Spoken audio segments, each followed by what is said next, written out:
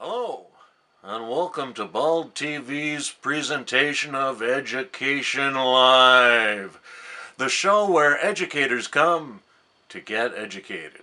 I'm John Harnett. Our main purpose of today's episode is to highlight the elements of universal design for learning using technology, show how it can be effectively used in your classroom, and suck up to the powers that be by repeating the word demonstrative throughout the segment for no apparent reason. Demonstrative. First, let's check in with Mr. Garcia in his classroom back in New Jersey. For an update on his situation, we'll join Norm Smith at Northern High School in Hackensack. Norm? Thanks, John. I'm standing here in front of Mr. Garcia's room. As you can see, it's currently dark and vacant, but just a few short hours ago, the halls were filled with the hustle and bustle of kids ready to learn. Mr. Garcia told me in an exclusive off-camera interview that he's excited about the new assignment he is going to turn out, thanks to the universal design for learning model that he is following to the letter. One of the demonstrable advantages of this new and highly effective approach is that it gives Mr. Garcia more ways to reach each and every one of his students in the way that is most effectively elicits the best work from each and every student. Through giving his students choices of how they will express their knowledge, Mr. Garcia told me in that exclusive interview that this is accomplished through using the multiple means of action and expression, a key principle in the UDL model. Students are given choices of assignment styles. For example, if a student has poor reading skills and is taking a math test that has a lot of word problems, he or she might fail the test not because of poor math skills, but because of their poor reading skills.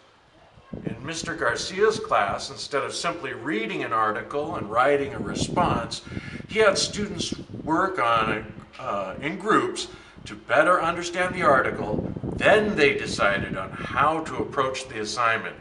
Would it be handwritten? Would they use a word processing program, or like Microsoft Word, or would they use voice-to-word software to produce their work? Any way you slice it, students in Mr. Garcia's class have choices that allow them a better chance of success using their strengths to complete assigned tasks.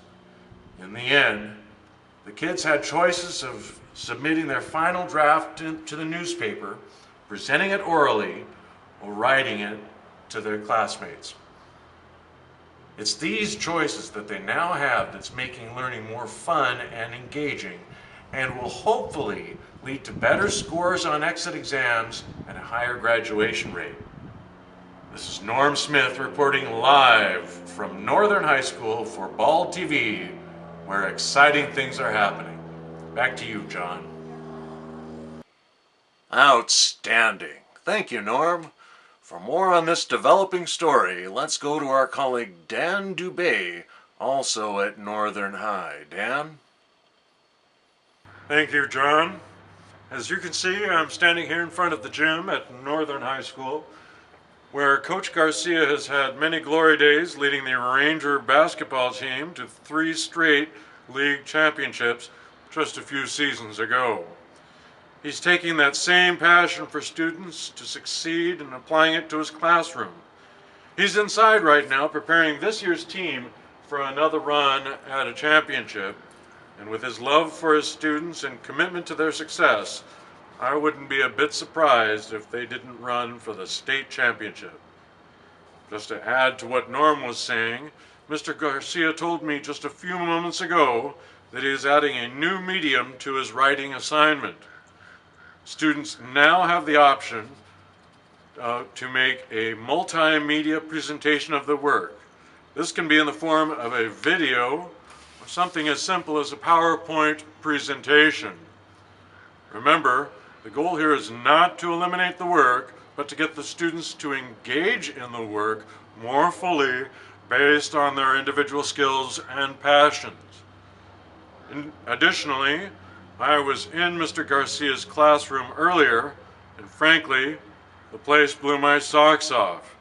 Some of the students were sitting quietly in desks, while others were gathered together in small groups, some sitting on the floor, but all were engaged in the learning process. It was an exciting sight indeed. I understand that Mr. Garcia initially went under some fire from parents about his new way of assessing his students' work. Can you comment on that, Dan? I sure can, John. Instead of simply assigning a grade to the different components of a student's work, like organization, content, and the use, in this case, of noun usage and subject-verb agreement, the UDL approach evaluates a student's level of engagement in a group, their contributions to the group, the correct use of nouns and subject-verb agreement, and the student's engagement in the writing process. That is, their ability to create a first draft that is strong enough to be edited to a second draft and ultimately a final product. Well, that sounds great so far, Dan. Why was he under fire for this new approach? Some of the parents didn't appreciate their children being graded on things like their contribution to a group. Initially, they argued vehemently against it, saying that it was unfair and that Mr. Garcia's favorite students would get points for participation while others would not. When Mr. Garcia showed them his rubric and how it was being used, though, most of the parents' concerns were laid to rest. Not only did the rubric shield Mr. Garcia from some pretty harsh attacks from the parents, but his responsibility to demonstrate how the new system of assignments and evaluation has actually helped their children become better learners by allowing them to develop their scholastic skills from a position of strength. This is Dan Dubay for Bald TV here at Central High. Back to you, John, in the studio. Thanks, Dan. I've had some experience with a teacher who used this model from when I was in high school.